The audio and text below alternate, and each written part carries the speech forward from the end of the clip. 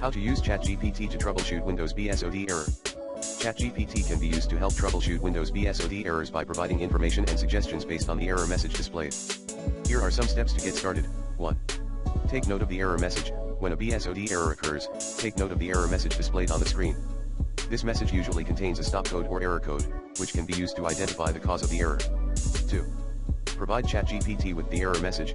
Provide ChatGPT with the error message, along with any other relevant information, such as the version of Windows you are running and any recent changes or updates to your system. 3. Ask for suggestions and solutions. Ask ChatGPT for suggestions and solutions to help resolve the BSOD error.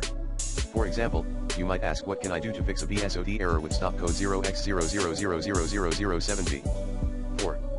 Follow the recommendations. ChatGPT may provide recommendations on how to troubleshoot and resolve the BSOD error based on the error message and other information you provided. Follow these recommendations to try to resolve the issue.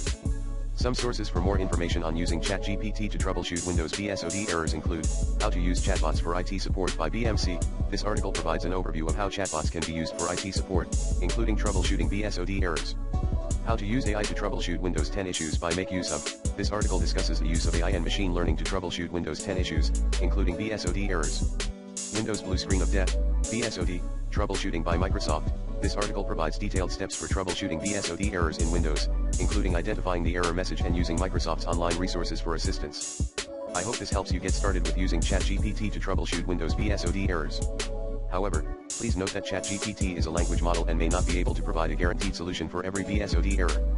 It is always recommended to seek professional assistance if you are not confident in your ability to troubleshoot and resolve the issue on your own.